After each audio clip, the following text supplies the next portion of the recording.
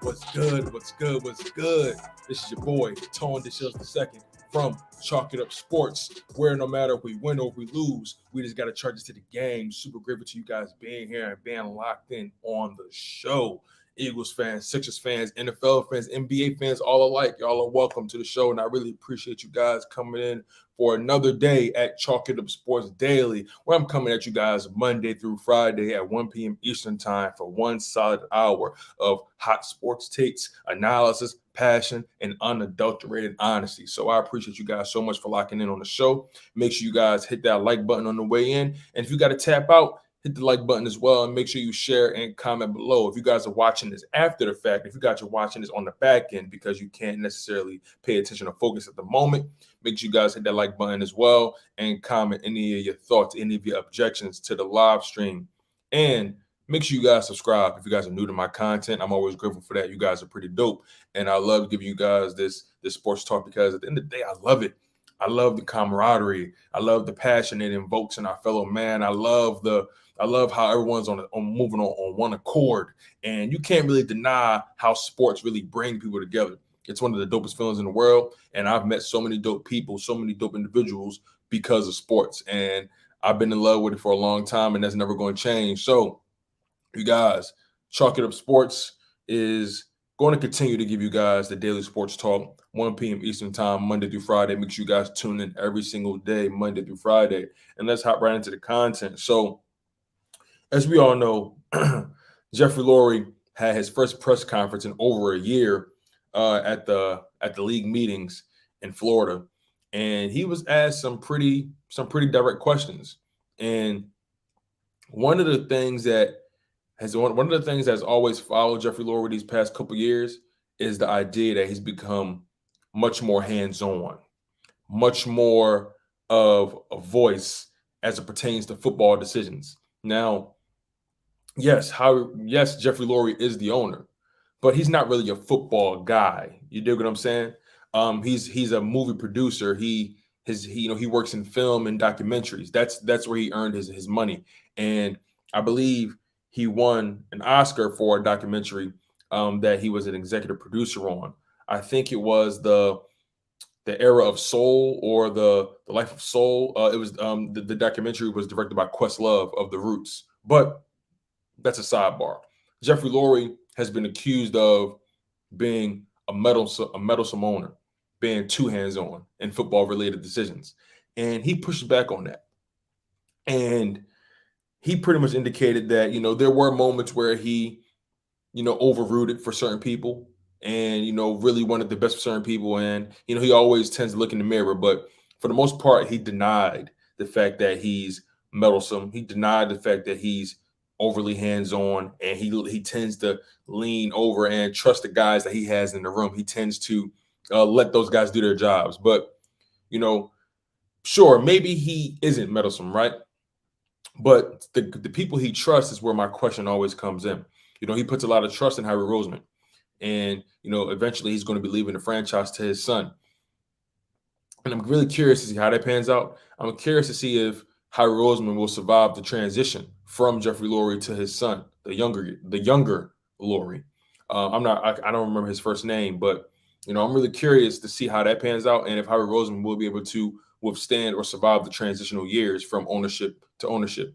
But Howie Roseman, he's someone that you have to trust with a grain of salt. You can't really give too much of your trust to Howie Roseman. And to this day, I really wonder how Jeffrey Lurie has secured so much trust in this guy.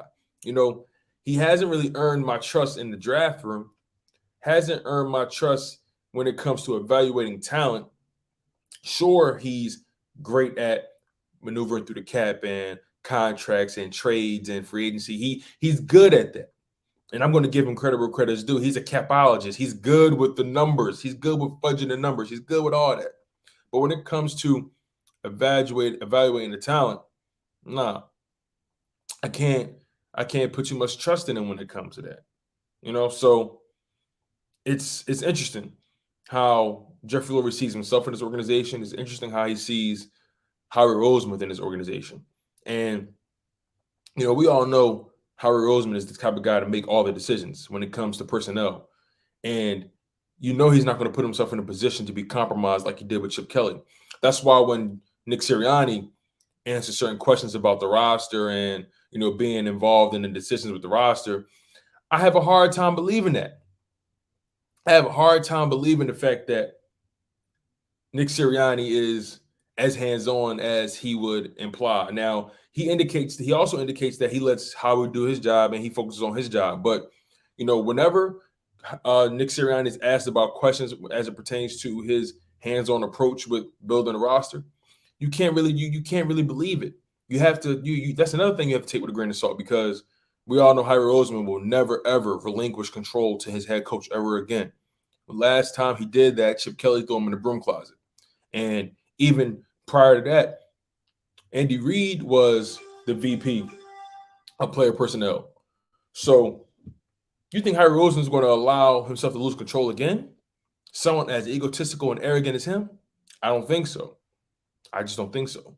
And that begs the question, where does that put us in this upcoming draft?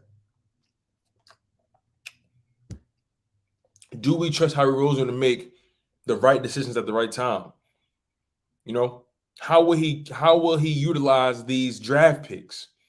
3 first-round picks in the first round. I believe 5 in the top 20. Oh, I'm sorry, 5 in the top 100. So it's like you have to really monitor Howie Roseman's decision-making. And I believe he should put more trust in his scouting department. It's just that simple. You can't play around this go around, Howie. He got security with a 3-year extension. Okay, you got that. You got your safety, you got your security blanket. But what are you going to do when it comes to this team? Now, the needs are wide receiver, linebacker, defensive line, safety. There's needs all over the board, right? But how is he going to approach this draft? Where is he going to utilize these picks? That's the question. Let's take a look at who's in the show right now. We got 8 people on the live stream. Make sure I smash that like button. Shout out to my man Lindy Endzone in the building. Ivan Mims is in the building. Easy Money. The GOAT Michi. Cal Bundy. Ryan Rowe. Appreciate y'all, man. Hey, thanks for the look, Easy Money. I love this shirt. One of my favorite shirts. And Cal Bundy, you may be right. Howie Roseman, well, you are right. Howie Roseman isn't a coach. And he shouldn't pick what talent goes on the field. He shouldn't. If anything, he should be responsible for the talent he brings in, but the head coach should be responsible for who's playing, because he knows the talent more than anybody.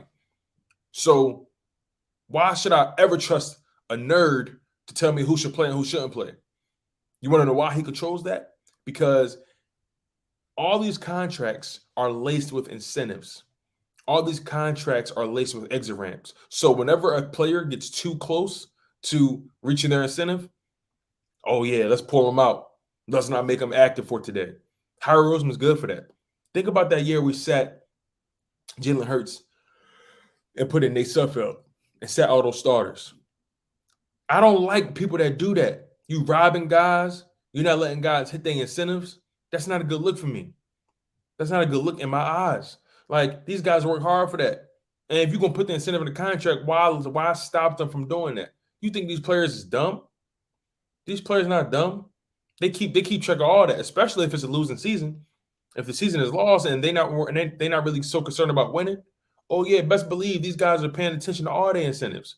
But best believe Howie Roseman is paying attention to all the incentives as well.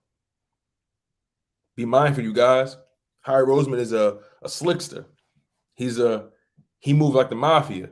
You know what I mean? So Howie Roseman is one of those guys that you really, really can't put too much trust in. And his words hasn't necessarily matched his decision making. Would y'all agree? His words hasn't matched the moves he's made. Think about guys like Jalen Hurts, right? Jalen Hurts is supposed to be the guy going into this season. And we're supposed to be making every decision to make sure he has a fair chance at success. But Has the moves really been conducive of that? Has his decision making really shown us that he's all in on Jalen Hurts for this season? We all know that this organization is playing Jalen Hurts from, they're playing touch and go with him. We all know that at some point Jalen Hurts is going to be owed some money, and the Eagles are going to have to make a decision. So why overcomplicate that decision for yourself? Why put Jalen Hurts in a position where he doesn't have that much talent around him and you can't properly evaluate him? You see what the Miami Dolphins are doing? The Miami Dolphins are flooding Tua with talent so they can definitively say if he's the problem or not the problem, because he's going to be owed some money as well. They're going to have to make a decision on whether or not they want to give him the keys to the organization. And honestly, I don't know if Tua has it. He hasn't shown me anything that puts him in elite status. He's a dink and dunker, and I just don't know if I trust him over the long haul. He hasn't been healthy ever, never played a full season. How much stock can you put into it? If it's not his back, it's his knee. If it's not his knee, it's his hip, and so on and so forth. So how much stock can you put into a guy like Tua? But at the same time, the Dolphins are saying, you know what? Okay, you want to be the guy? Prove it. We gave you Tyreek Hill. We drafted Jalen Waddle. We brought in Cedric Wilson, a number 3. You know what I'm saying? So what's the excuse now, Tua? And that's the way you have to approach it with Jalen Hurts if you want to judge him accordingly. Now, granted, Tua was a first-round pick. Jalen Hurts was a second.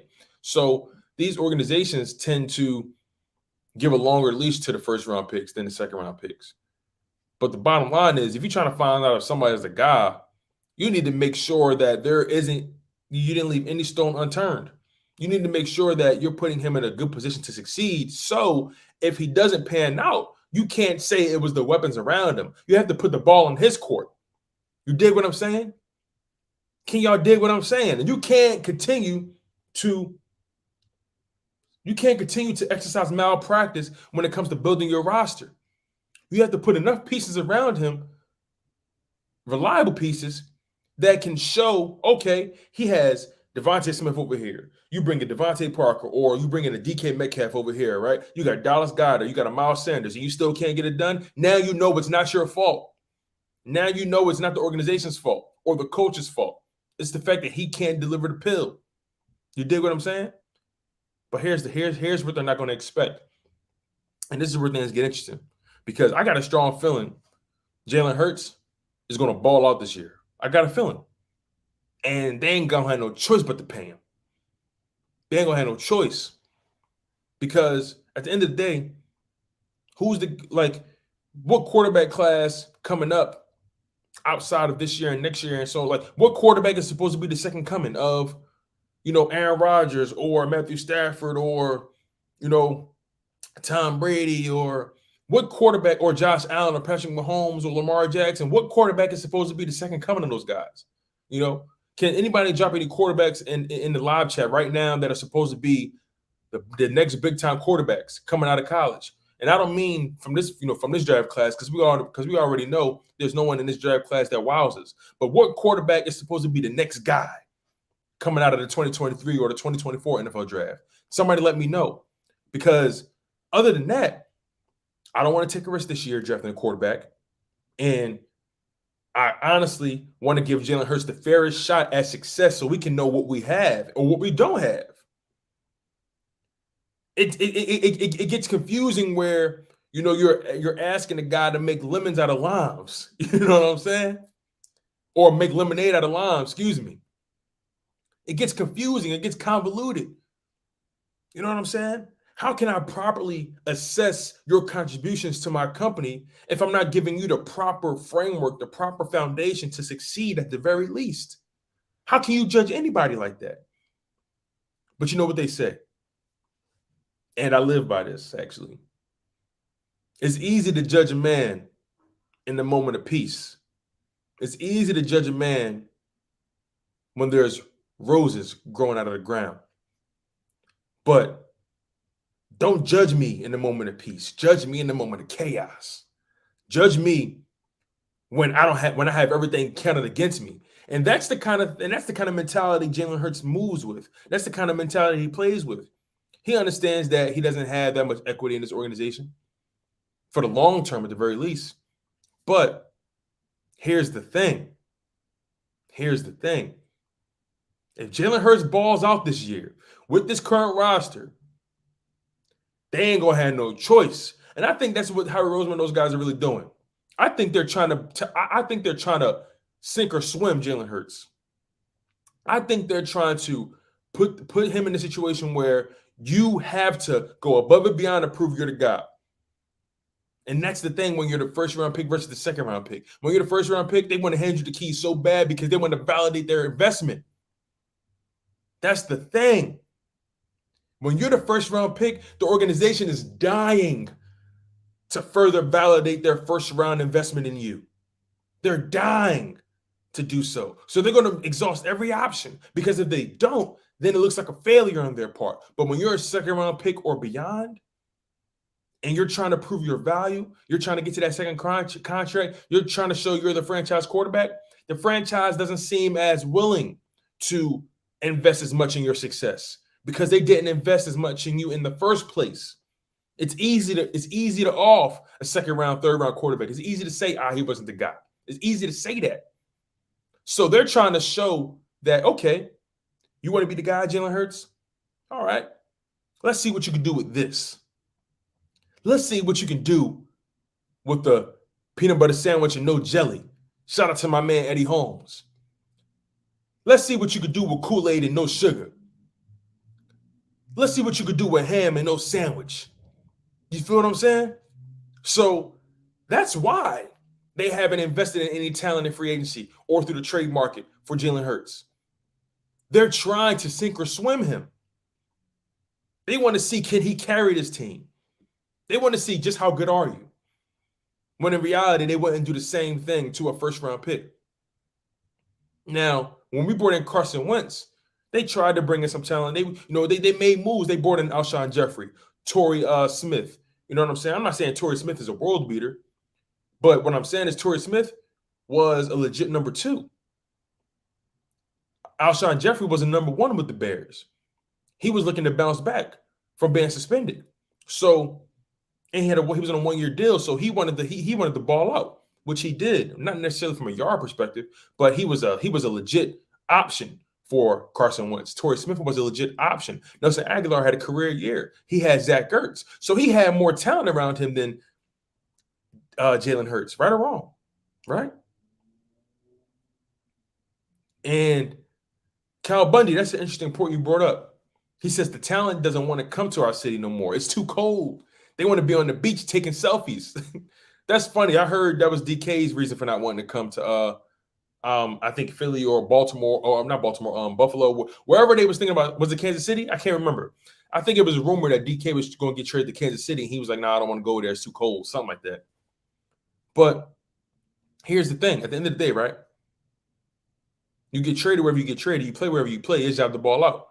Seattle was not the nicest of conditions. Seattle get cold. It rained like a mug in Seattle. So let's not believe all the rumors we hear, right? So the bottom line is this. This organization, how much do they believe in Jalen Hurts? It remains to be seen. Are they giving him the fairest shot at success? Not necessarily. Are they trying to sink or swim him? Most definitely. Most definitely. But I want to transition to another topic. I want to ask you guys a question. Who are your top 3 breakout players for the 2022 season? Who are your top 3 players? It doesn't matter which side of the ball, by the way, offense or defense. Who are your top 3 players that you expect big years from coming into the 2022 season for the Philadelphia Eagles? Because for me, my top 3 players coming into the 2022 season that are going to break out and have great years. Number 1, Josh Sweat. Number 2, Devonta Smith. And number 3, Dallas Goddard. Now, Josh Sweat for me is arguably the most talented edge rusher or most talented defensive lineman we have. He's arguably our most talented pass rusher with the most upside. Now, my expectation for Josh Sweat is 12 and a half sacks, 15 tackles for loss, and 5 forced fumbles. I have high expectations for Joshua because Josh Sweat came in having top 15, top 20 talent in his draft class, but he got hurt, I believe, in high school and been dealing with the lingering knee injury. So teams were afraid to make that investment on him, which hurt his draft stock. The Eagles took a shot on him. And he's always been used in a rotational role throughout his first couple seasons in the NFL. Then he had that year in 2020 with 6 sacks. Then he upped it in 2021 with 7.5 sacks, making the Pro Bowl. Josh Sweat has great measurables: 6'3", 270 pounds, athletic, flies off the line of scrimmage with like a jet engine. I was looking at some of his top plays this past season. I was looking at some of his film, and his ability to shoot off the line is like a freaking cannonball. And I have a high expectation for Josh Sweat. Not because I believe he's arguably the most talented defensive lineman we have, but because he's starting to get the money now. The new contract, the 3-year extension kicks in this year, and he's going to be making that chicken. So I need to see the investment. I need to see why we paid him. I need double-digit sacks from him perennially. If Josh Sweat can become a perennial double-digit sack guy, then he's entered that elite status. I need 12.5 sacks this year, and I'm being modest. I need 15 tackles for loss, and I'm being modest. I need 5 forced fumbles. Y'all feel what I'm saying? How do y'all feel about Josh Sweat? Eagles Realist says, "What's up, Tone? Great interview yesterday with Kerr." Thank you, Eagles Realist. I appreciate that, man. Really appreciate that.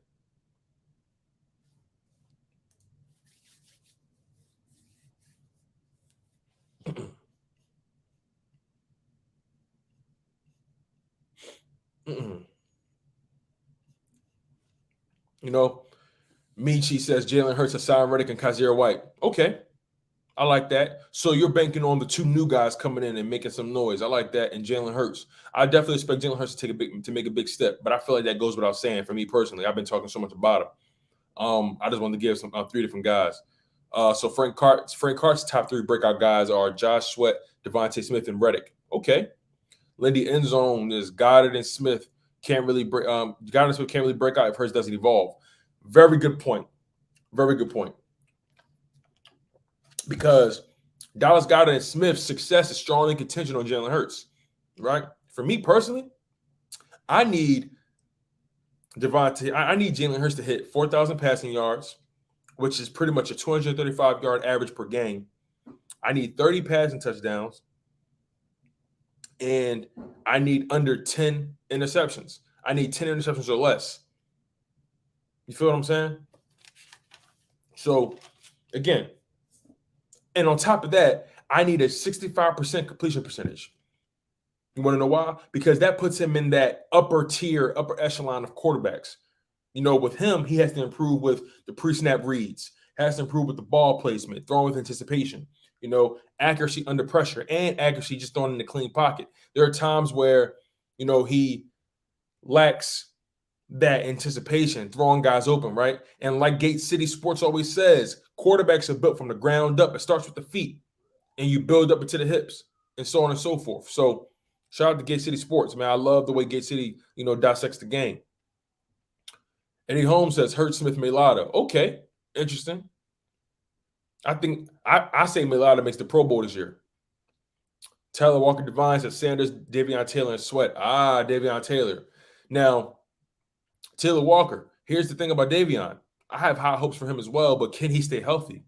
That's the biggest question for Davion Taylor. Can he stay healthy? Thanks for coming in on the live stream. Make sure you guys hit that like button. You know, Davion Taylor, he showed so many flashes this past season of how great he can be. And that Broncos game was arguably his best game as a starter. Once he got inserted into the starting lineup and they got rid of Eric Wilson, you started to see this defense really flourish, especially the linebackers. That TJ Edwards Davion Taylor combination was starting to make some noise. Backyard Birds podcast. He says Smith, Reddick, and Hurts. So what I'm saying is a lot of you guys are expecting big things from Devonta Smith, just like myself. And like I mentioned, as a matter of fact, like Lindy Enzo mentioned, Goddard and Smith's success is strongly contingent on Hurts taking his game to another level. Like I said, Devonta Smith is my second breakout guy. I say Devonta Smith goes for 1,200 yards, 9 touchdowns, and 85 receptions on 120 targets. That's my expectation. I definitely feel Devonta is going to lead the team in targets and receptions like he did this past season. He just has to, lower that disparity between receptions and targets. And I expect him to get 85 receptions on 120 targets, 9 touchdowns, and 1,200 yards. And again, that's contingent on Jalen Hurts taking his game to the next level. That's contingent on Devonta Smith getting stronger and becoming more and more polished as a route runner and getting more separation. You know what I mean? Devonta Smith already showed us that he can make those catches, those contested catches on the sideline. He already showed his technique. Now he just needs to continue to get sharper, learn the game, continue to get better at beating them press, things of that nature. So it's going to be really interesting, learning how to beat double teams. And then Dallas Goddard, my number 3 breakout guy.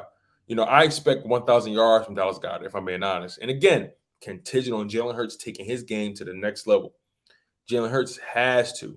The success of this entire team, the success of his career is contingent on him taking his game to the next level. If he wants to get to that second contract, and best believe Jalen Hurts is definitely going to command $25 to $30 million a year at minimum. And if he balls out to a whole nother level, he may command $30 to $35 million at minimum. You never know, right? So I have really high expectations. And you got some people who want to lower the expectations of Jalen Hurts. You have some people who want to keep throwing out his rushing numbers. And I know he's going to do. I know what he's going to do in the rushing game. We know what he's going to do. But I don't want to talk about Jalen Hurts running the ball. I don't want to talk about that because I know he's going to do that. That's his innate ability.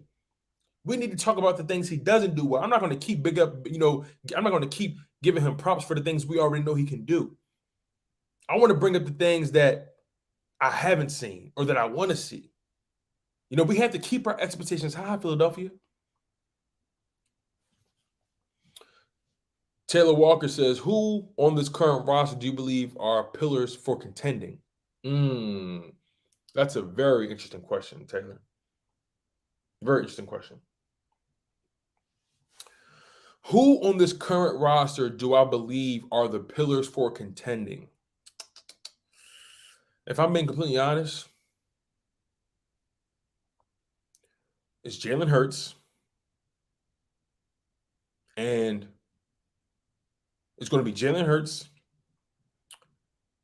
Devonta Smith. Oh, man. You know what? I'm going to say Jalen Hurts, Devonta Smith, and the offensive line. I'm going to say that as a group. The offensive line as a group. Because without your offensive line, matter of fact, no, I take that back. I'm going to say Jalen Hurts, the offensive line as a group, and the defensive line as a group. Because if you command the pace of the game through the trenches, you can beat anybody. If your defensive line is wreaking havoc on the quarterback, you can beat anybody. If your offensive line is killing it in run blocking and pass protection, your quarterback will be able to have all the time in the world to do his thing. But Jalen Hurts has to find the guys. Jalen Hurts has to take advantage of his defensive line, getting the offense off the field. Jalen Hurts has to take advantage of his offensive line protecting him. So those are my picks, Taylor.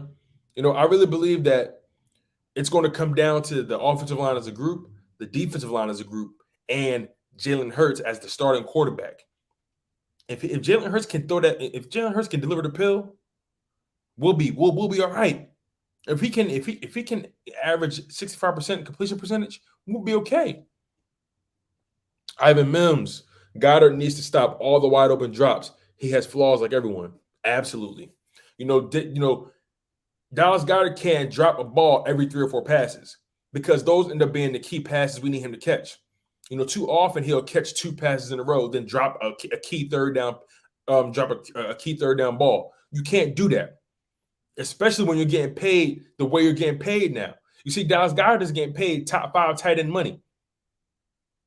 He has top 5 tight end talent, but he has to be consistent. And I'll be honest, I never seen Dallas Goddard drop as many balls as I did this past season, as I did any other time. Never seen him drop the ball as much. So I don't know if it was nerves. I'm not sure if he was trying to break and he was, thinking about his move before he caught the ball. You can tell it was mental lapses. So if Dallas Goddard can continue to take himself mentally to another level, if he can lock in fundamentally, lock in on the jug machine, he'll be okay. I expect Dallas Goddard to clean up all those mishaps from last season. Like you said, Ivan, he can keep dropping the wide open passes, especially on third down, especially on the times when you're wide open. Can't have that. You can't be catching 2-3 balls in a row and then you drop the 4th one. Not a good look, Dallas Goddard. And the expectations for you are extremely high. 2 times. My man, what's going on? He says the coach has to scheme for Devonta the way he was trying to do for Reagan. Absolutely. That's a beautiful point. 2 times. Shout out to him. Shout out to 2 times. This is huge right here. The coach has to scheme for Devonta the way he was trying to do for Reagan. And that was a problem for me. In my humble opinion, you cannot continue to scheme for someone as inept as Jalen Reagan. You cannot continue to throw the ball to someone who doesn't want success for themselves, who's not locked in mentally. Devonta Smith has shown you that he can catch the clutch ball. In that Giants game, I would have much rather you threw the ball to Greg Ward, because Greg Ward has shown that he can be reliable in big moments, especially in that Washington football game. He caught 2 big passes. The pass he caught on the third down, it was 3rd and 14. Jalen Hurts was scrambling to the right, and he found Greg Ward right before the end zone, and then he threw that back shoulder pass to Greg Ward. Jalen Hurts threaded the needle, fit the pill in the keyhole. So I'd much rather trust Greg Ward in big moments than Jalen Reagan. But you got Devonta Smith. You got to scheme him open. He's your number 1 guy. Dallas Goddard is your number 1 guy. You got to scheme those guys open. The game plan runs through them and only through them. And everybody else, you run your route. If you get open, you get open. But Devonta Smith and Dallas Goddard, they need to be the focal points of this offense. Another thing, we need Miles Sanders and Kenny Gainwell to become focal points in the passing game as well. That's going to make the defense have to worry about much more than just our wide receivers and our tight ends. There's talent on this Eagles team. I like Kenny Gainwell catching the ball out the backfield. I like Miles Sanders catching the ball out the backfield, but he's regressed as a ball catcher, and he needs to improve his discipline in that regard. He had too many drops in 2020, drops in 2021. Can't have that. He hasn't been effective in the passing game since his rookie year. He needs to take that to another level. Miles Sanders was supposed to be our Brian Westbrook reincarnated, but I haven't seen that quite yet since his rookie year. So he needs to take that to another level. But again, Jalen Hurts must take his game to another level so his peers can take their game to another level. And then at that point, it goes back down to trust. That's the biggest thing. Ivan wants to see more Milton Williams. I agree. I think Milton Williams is going to take his game to another level too. I think Milton Williams, the D tackle that we drafted out of what school did Milton Williams go to? I can't remember. Was it Coastal? No, it wasn't Coastal. What school did Milton Williams go to? Remind me, y'all. I can't remember.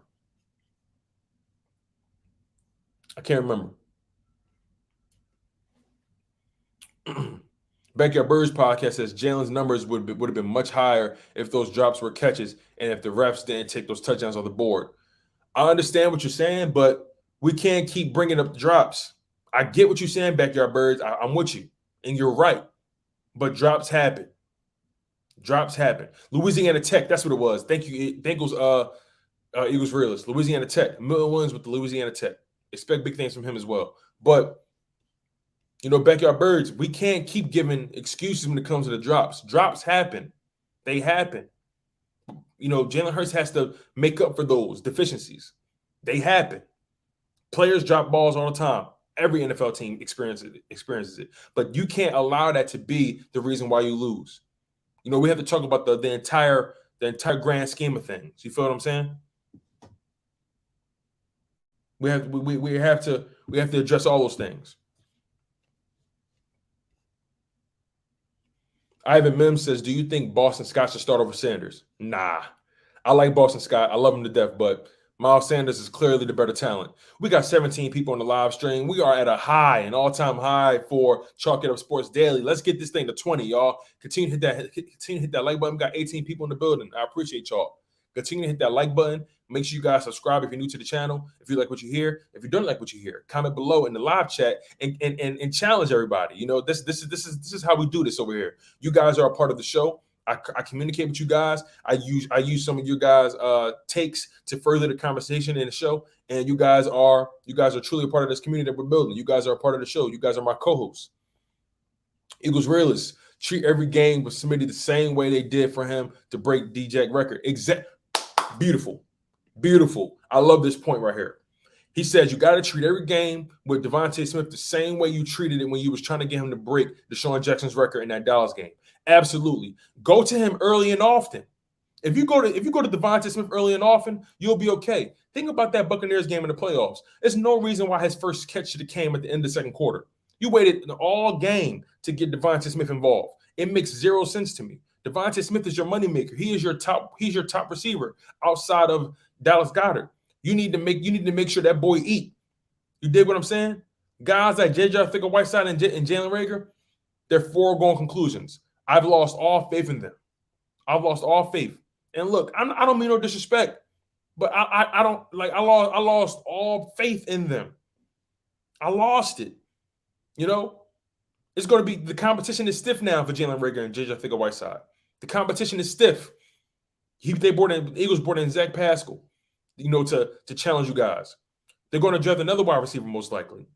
Those guys are just getting knocked down the depth chart little by little. Quez Watkins has overtaken Jalen Reagan as the number 2. You dig what I'm saying? So how much stock can we put into those other guys? None. Absolutely none. Taylor Walker says, don't forget Quez. His numbers don't reflect how often he was wide open through separation. He created the separation he created with both speed and route running. You're actually right. Quez Watkins was open more times than not, but Hurts had to find him. And again, like we mentioned earlier in the show, everyone's success is contingent on one man, Jalen Hurts. Jalen Hurts has to take his game to another level. He has to find these receivers. These receivers are fast. They're going to get open, but you got to throw with anticipation. You got to throw with intention. You got to know exactly where you want to go with that ball prior to the ball being snapped. Your pre-snap reads are everything as a quarterback because you have to be decisive. And Jacob, I don't know. You may be right. Howie probably is throwing smoke screens. He's been doing. He's known for doing that. And I really hope that we don't draft the quarterback. I do not believe that because you got to look at it from this perspective. Why start over with the quarterback class that's not even really that dynamic? There's no one in this quarterback class. Last year's quarterback class is more dynamic than this one. Like, I can't put my faith in another rookie quarterback. Why start over? Jalen Hurts has given you so much to work with. He's showing you that he can bring your team to the playoffs as they're presently constructed in the NFC. There's no reason to start over with another quarterback who has to learn the system, learn the scheme, and has to get used to the speed of the game. No reason to start over. If you're going to take a risk on quarterback in the draft, don't let it be this draft class. Don't let it be this one. Why take on that rookie quarterback contract when you got a guy who's playing off a second round contract and a rookie deal still? You can use those assets to load it in the wide receiver position or the linebackers or the safety position or the corners or wherever you want to put talent. Why waste draft picks on a quarterback right now? There's no need to do that. No need to do it at all. That's a pretty good question, Eagles realists. How can Reagan gain our trust as Eagles fans?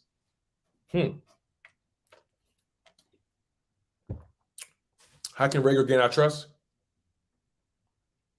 You want to know how he gains our trust, honestly? By catching every ball that comes his way. Catch every ball that comes your way. And actually get some positive yards on the punt return. You know what's so sad about Jalen Reagor's situation?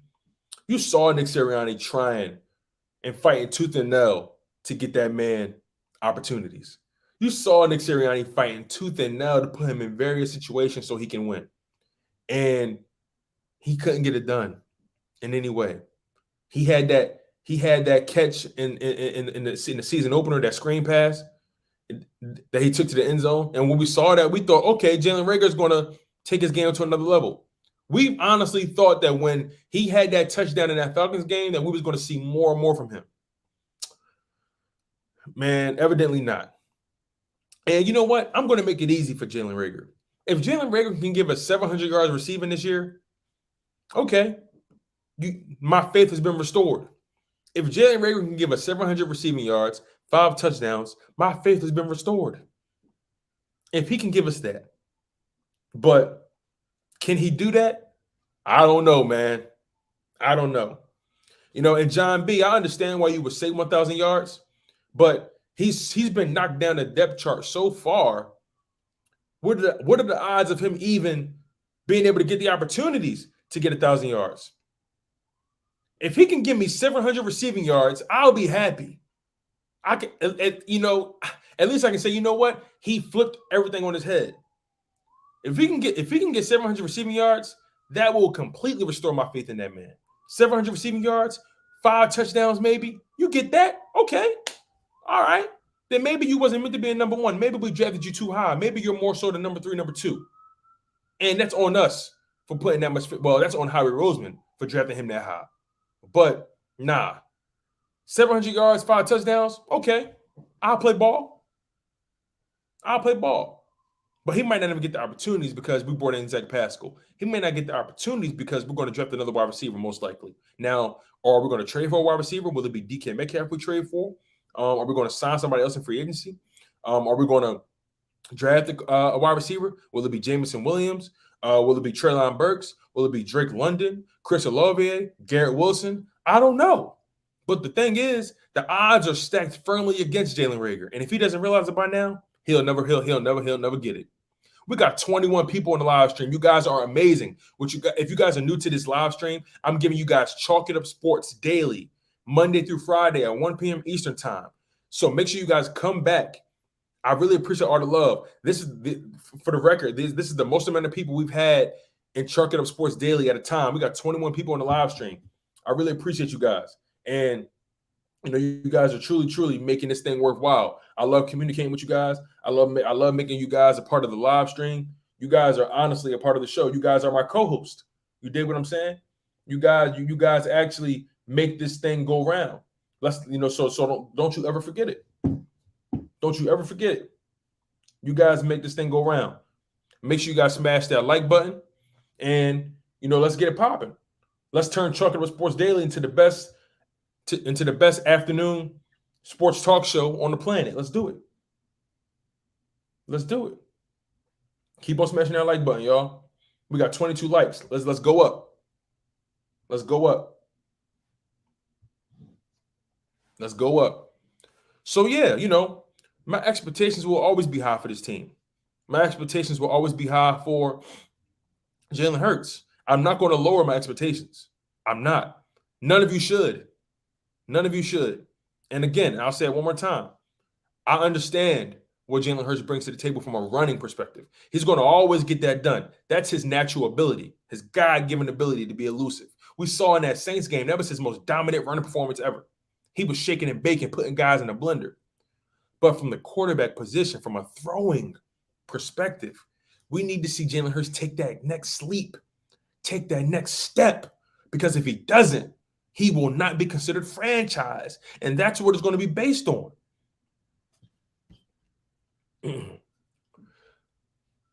Jeremiah Butler says, unfortunately, in my eyes, I'll always compare Reagor to Jefferson. I was hopeful that he could be at least productive this season, but I'm done. I'm not mad at you, man. I'm not mad at you, bro. Eagles Realist says, hopefully Reagan takes advantage of the disadvantage of playing time. Interesting. John B says, we force feed him the ball, and most of his plays are straight down the field. It's possible for him to have 1,000 yards. You never know, right? J. Cub says, I can see 2 QBs going in the top 11, and that makes me feel better going into this draft. First round corner, D-line, or wide receiver, and get Harris in the second round. Okay. I like that decision making. I like that. I have faith in Jalen Hurts, actually. I haven't given up on that man. I know a lot of people was mad at me because I wanted us to go after Deshaun Watson. I get why y'all was mad. And look, I'm all about upgrading the position. I'm all about putting this team in the best position to win. And if you got a chance to get a guy like that, why not kick the tires on it? That's my humble opinion. But that ship is completely sailed. Jalen Hurts will be the starting quarterback in the 2022 NFL season. So we will see. Now, I'm nervous about drafting Jameson Williams in the first round, John B. I'm nervous because he's coming off that injury. I'll be honest, I'm nervous. So I'll be honest, I would love Traylon Burks in the first round. I think Jameson Williams might drop. Will he drop to us? Who knows? But can someone give me Jameson Williams measurables? Can somebody tell me how tall he is, how much he weighs, things like that? I need to know, because we can't have any more 6 foot, 180-pound wide receivers. We need a bowler. We need a big body guy that's going to move the chains. We need somebody that's going to wreak havoc physically. Okay, so John B, he said he's 6'2", 190. Okay. 6'2", 190. I would like him to be in that 200 range, if I'm being honest. Philly Eagles fan says, Hurts has to be damn near perfect in your eyes. What other quarterback in their second year has to meet those expectations? You took off your Hurts season hat quickly, shaking my head. What are you talking about? I wear my Hurts season hat all the time. What's he talking about? I wear my Hurts season hat all the time. I got the boy jersey right here. What you talking about, Philly Eagles fan? The man jersey been hanging here. It's for the past 300. For the past like six months. I don't understand what he mean by that. And you talking about damn near perfect. Asking for a 65% completion percentage is not perfect. Asking for 30 touchdowns is not perfect.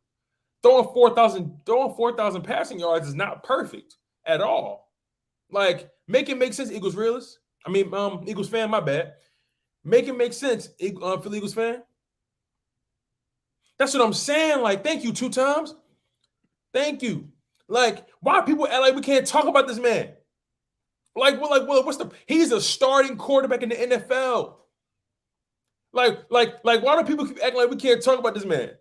I don't understand. Why do people want the expectations to be so low for this kid? Do they not understand the timeline we on? We gonna have to pay him at some point. Think about it. Really, really think about it. And I don't want this to sound like I'm coming at you, Philly Eagles fan. I don't want it to sound like that. But you got to really think about it. We got to pay him at some point. We had to decide whether or not we're going to give him long-term money. That's a big deal because that changes how you build your roster. I'm all about giving him the whole contract to see if he's the guy. I'm all about it. But guess what? Come that 4th season, his people are going to start to demand contract talks. You dig what I'm saying? So we can't mess around. The expectations have to be high. We have to know without the shadow of a doubt that he is the guy. That's my only thing. Backyard Birds podcast says Hurts will have more success already because he will have the ball more often because of our defense getting so much better already this offseason. Philly Eagles fans says give the kid a chance. Wouldn't play like crap for 4 out of 5 years and still gave him a big contract. That's actually not accurate. That's not accurate at all. But here's the thing. We are giving him a chance. He's going to be starting this year. He started all last year. So what you have to understand, Philly Eagles fan, we're talking about the entire product, the entire package. Okay. I wasn't criticizing him from his rookie year because he only played 4 games. I gave him a chance going into this season, and I said, okay, you showed us that you can bring the team to the playoffs. You shown that you can be a playmaker. You shown that. Okay, I like that. Now, what can you do to build off of that? We have to up our expectations every single year. We cannot be comfortable with mediocrity, and that's just how I feel about it. That's just my thought process, you guys. Like, I don't understand why we want to baby him. We are giving him a chance. Now, is the organization actually putting him in the best position to succeed? Maybe not. I actually agree that they should be doing way more to make sure he succeeds. They should be putting more talent around him. They should be showing more commitment by picking up guys at free agency and through the trade market. I know for a fact they're going to draft a wide receiver in this first round. I really believe that. But we cannot curb our expectations because we like this guy. We can't. The expectations are high. The expectations are high. So until he show otherwise, it's always going to be Hurts season. Like I said, the man jersey right here. Don't ever question my faith. Don't ever question where I stand. Like, you feel what I'm saying? I'm excited for this season. I'm excited for what Jalen Hurts is to show us. But we have to live in reality. We have to live in reality. Pagan 180, you said draft a wide receiver. Why? I'm going to tell you why. Because they haven't done anything in free agency.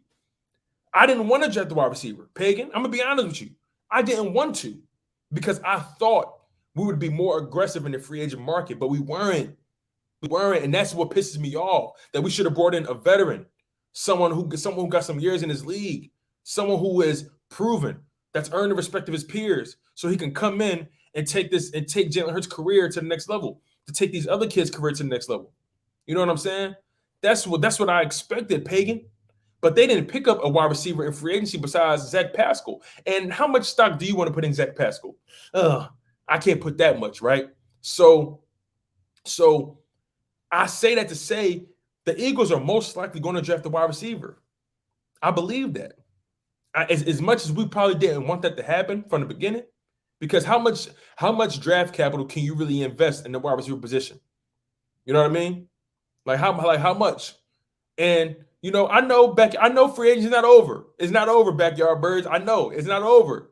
It's not over. I know. I get excited. I'm sorry. I get excited. I'm sorry, you guys. Thank you, Backyard Birds. I get excited. I'm sorry. You know what I mean? I don't want to make it seem like it's over yet. We still got some maneuvering to do. There's still some names left. Julio Jones. AJ Brown might get traded. DK Metcalf might get traded. You know what I'm saying? AJ Green is available. Devonta Parker might get traded. It's still some things that's left to turn over. So I'm sorry. I'm a little excited. I'm just a little excited. I'm sorry. Forgive me. But I'm just so excited for this coming season. I'm so excited to see what Jalen Hurts brings to the table. And I'm not going to lower my expectations. No one will ever convince me to do so. I'm not going to lower my expectations for Nick Sirianni because the ball's in his court just as well. I'm expecting big things from Nick Sirianni. You better get Devonta that ball. You better get Dallas Goddard that ball. You know what I'm saying? You better put this roster in the best possible position to succeed. I'm paying attention to everybody. Everybody is under my close eye. I'm looking at these guys through 4 eyes. You feel what I'm saying? I'm paying close attention. Backyard Bird says, Mr. Laurie said more is to come, big moves too. Hey, listen, they talking the talk, but I need to see them, you know what I mean? Walk the walk. John B says, I might be the only Eagles fan that thinks that there wasn't any wide receiver available for agency for us. That's interesting you say that. Because the narrative has always been that, no one wants to play here. That's been the narrative. And when you think about the way we've been calling football games this past season, we're a run-first team, clearly. So maybe these top-tier wide receivers don't want to go into a situation where they're not going to get 10-plus targets every single game. You know what I mean? Wide receivers are going to always exercise their best interest. That's just who they are from a cultural perspective. Wide receivers are cocky mofos. You know what I'm saying? Wide receivers want the ball to come to them every single time. Wide receivers are very confident individuals. So when these big name wide receivers are on the free agent market and they have the option to pick where they want to go, they're going to go where either the money is or that gives them the best opportunities to succeed and get a bigger contract on the back end. So we got to think about those things in perspective. The Philadelphia Eagles led the team in rushing, and they were ranked bottom tier when it came to passing. And Jalen Hurts is a quarterback that's still developing, that we're putting a lot of faith in. So yes, even though Jalen Hurts is, he's well loved, well liked around the league, we have to acknowledge that these wide receivers are divas, like Backyard Birds just said, they're divas, and they're going to go to the best possible situation for their career or for their pocket. And we all know Howie Roseman is not cutting a check. He's always afraid to cut the check. And then when it comes to the best situation for their careers, this Philadelphia Eagles team has a quarterback that's still trying to prove himself, and we ran a run-heavy style offense. So those two things don't really work for these top-tier wide receivers who wanted to get picked up or we're looking for new situations. We got to think about that. We have to really take in consideration. Philly Eagles fan says he's working with a throwing coach that worked with Tom Brady, Drew Brees, and other top QBs. Let's see how much he improves. People are wanting him to throw for 4,000 yards or run him out of town. Listen, let's do the math real quick. What's 4,000 divided by 17? Somebody do the math. You know what I'm saying? Somebody do the math. What's 4,000 divided by 17? I'll wait. I already know the answer, but I'll wait. Do the math, somebody. What's 4,000 divided by 17? We got about 4 or 5 minutes left in the show. What's 4,000 divided by 17? 235. Thank you, Drew. I appreciate it. 235. You mean to tell me Jalen Hurts can't throw 235 yards a game? You mean to tell me he can't average that? Now, of course, there are going to be games where you might throw 300. There may be games where you might throw 190, depending on the matchup. Things like that happen. But you mean to tell me Jalen Hurts can't throw 235 yards a game in this NFL? Make it make sense, somebody. Somebody tell me, can Jalen Hurts throw 235 yards a game? Somebody tell me. Because if y'all don't have faith, because this is my problem. We're lowering the expectations. 4,000 yards should be doable for a quarterback entering his second year as a starter who's working with these top tier quarterback coaches. He threw for 3,100. Why can't he throw 30? Why can't he? Do you not believe in him? Let me know. Am I tripping? 235 yards a game? Thank y'all. I know it's possible. I believe in him so much that the expectations are high. I'm not trying to run him out of town. I have so much belief. I have so much belief that he can do that. Eddie Holmes says when Lamar won the MVP, his numbers weren't like that. What year did Lamar Jackson win MVP? What year did he win MVP?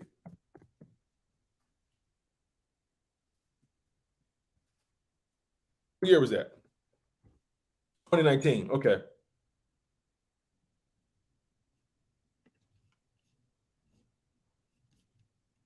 $2019, right?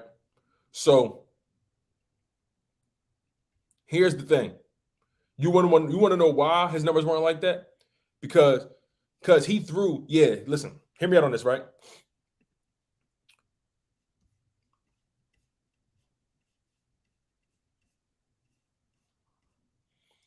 Wilts Duncan says Justin Fields, Zach Wilson, Trey Lance. My bad. He says Justin Fields, Zach Wilson, Trey Lance, Trevor Lawrence. Any of those guys get their team to the playoffs in their first full year starting, the narrative would be different for those players. Shaking my head. What do you mean? What do you mean, Wilts? Can you clarify that just a little bit before we get out of here? Can you just clarify that just a little bit? I'm not disagreeing or agreeing. I just want to clarify what you're saying before we get out of here. I just want to clarify your statement. That's all. Thanks, Wilts. I appreciate you, Duncan. But think about this, right? Lamar Jackson is one of one. Lamar Jackson is arguably the most electric runner this game has ever seen. He also threw for 3,100 yards, 36 passing touchdowns, and only 9 interceptions. And ran for over 1,200 yards. So that's over 4,000 yards of offense. That's over 4,000 yards of offense. So, yeah, that's MVP numbers if you ask me. You see, my thing is Jalen Hurts is not the runner is nowhere near the runner of Lamar Jackson. Nowhere near. So he doesn't even have that speed. So what Lamar Jackson did was a freak year. He threw for 36 passing touchdowns, led the NFL, and ran for all those yards he did. Like, Lamar Jackson did something freakish. So I try not to compare those guys because they play the game a little differently. My thing is Jalen Hurts is trying to be taken serious as a quarterback. You dig what I'm saying? He wants to be you can tell Jalen Hurts wants to be a quarterback. He wants to throw that ball in the pocket. That's what he wants. But overall, at the end of the day, throwing for 235 passing yards a game is not complicated. It shouldn't be complicated. And you guys should not lower your expectations at all for that kid. Because I believe he can be great. I believe that he can really, really be a top 5, top 3 quarterback in the NFC, top 10 in the NFL if he continues to develop. And that's just how I feel about it. But I appreciate you guys so much for being a part of this live stream. You guys have been amazing. You guys have challenged my thoughts. You guys have added to the show. You guys have, challenged each other. You guys were engaging. You guys were interactive. And you guys made this the biggest Chalk It Up Sports daily show of all time. I've been doing this for about 2 weeks so far, and you guys are killing it. You guys, make sure you're here tomorrow for the Friday show. Remember, I'm giving you guys Chalk It Up Sports daily, Monday through Friday at 1 p.m. Eastern time. So I appreciate you guys so much. I love you guys. This is your boy, DeShields II from Chalk It Up Sports, where no matter if we win or if we lose, we just got to charge us to the game. One love, stay humble, stay healthy, and most importantly, stay hungry. And we out of here.